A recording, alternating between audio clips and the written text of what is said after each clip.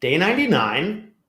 Tomorrow, day 100. We're going to take a little break after that because of the Dan was just describing earlier, the ostrich thing that's happening right now, at least for me, with the election of like my head's buried. I'm putting it up occasionally, but this is exciting. We love when we have a founder in who we've invested. And Dan, I should ask you this beforehand. Pupius, did I pronounce your last name correctly? How many years? It's been 3 years. Pupius. Jesus. Pupius. What is the origin of Pupius as a name?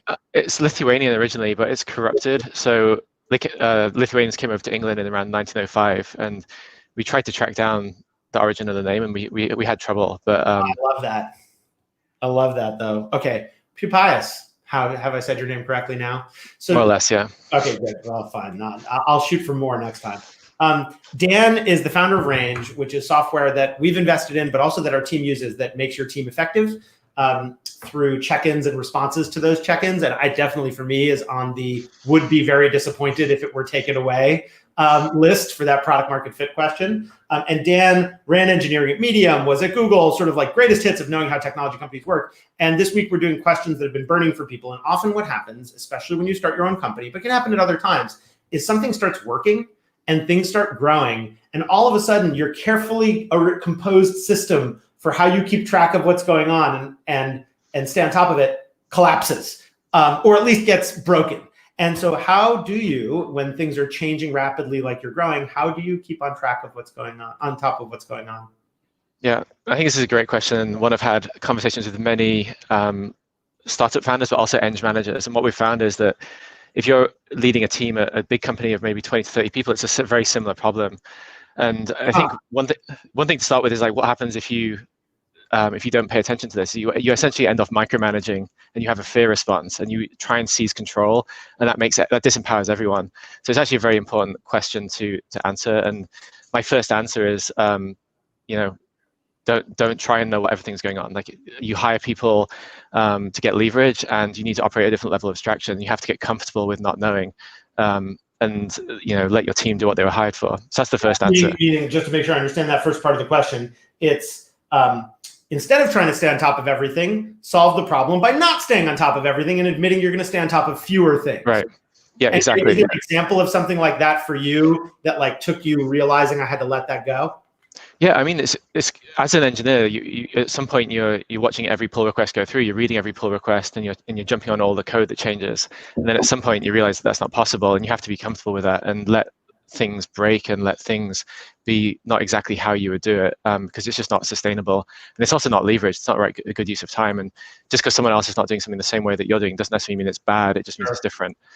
So I think just getting comfortable with that is an important first step. Okay, so that's the second step. Yeah. So the second step is knowing that you're not going to pay attention to everything or know everything that's happening. How do you pay attention to the right things? And the way I think about this is like your sensing systems. So what are the systems that you sense into the organization so you can focus your attention? And that is both. That can be through both software, it can be human processes, it can be through the interactions with different people. But essentially, you're building up a sensing system so you can understand this complex organism that there's no way you can understand the details of.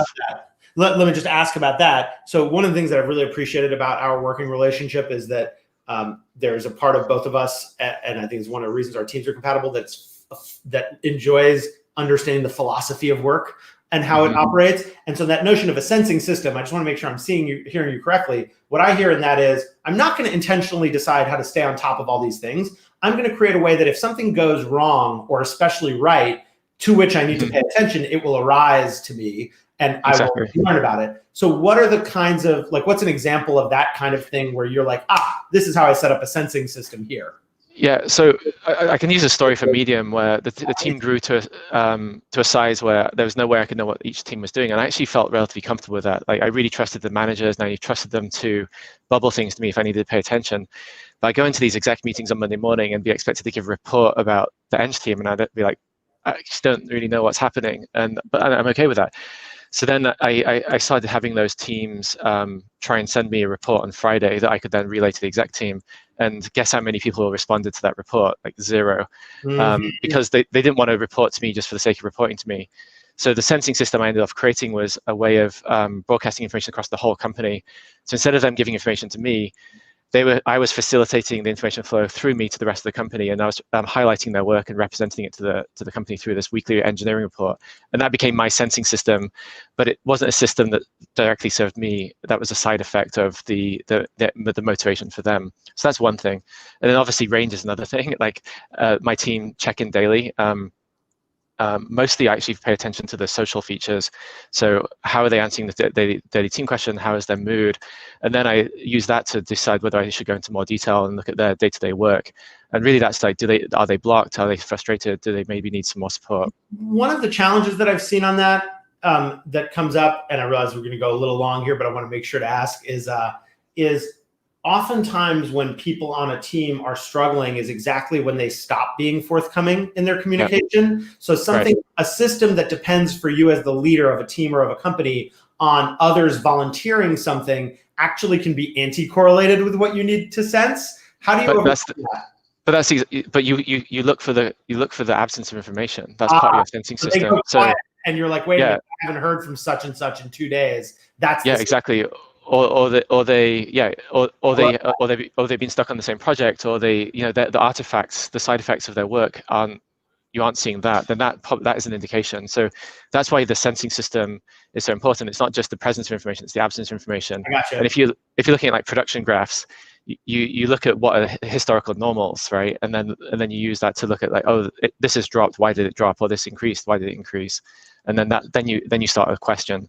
So it's really like a way of starting questions and focusing your attention on what's important. And did I interrupt you just before we run out of time? Are there other elements of how you keep on top of things beyond reducing the span of things you try to keep on top of and sensing systems, or those the two main mechanisms? Those are the two main mechanisms. I think rituals and cadence is important. So the sensing system is built on top of rituals, and they have to be weekly, daily, monthly, yearly, and then you build up that cadence of communication. I love that insight. I got to say, I'm a person who doesn't love like scheduled one-on-one meetings, because you show up and you're like, what the fuck? We have nothing to talk about. Or at least I do. And one of the things I like about range is it's a very lightweight ritual. And I think what I'm hearing you saying is if part of the way you sense things is the absence of somebody volunteering things, and that's when you need to check in, you sort of need the background condition of the ritual to create an occasion for absence. That's why recurring one-on-ones are so important. Even if it feels pointless, you should have that time, and then you should always have a backlog of questions you can answer to pull out and probe for what's going on. I'm not yet sold on the one-on-one, but I think the insight about rituals and the absence of participation in them is very deep. It also, by the way, is true as an investor. When a founder has been sending monthly updates religiously, not all great founders send monthly updates. Like that's a myth. But when they have been sending them religiously and then they stop, it's like, wait a minute. And we should actually build some software to alert us when that happens. Okay, itself. All right, I think we're good. Cool. And sorry overran.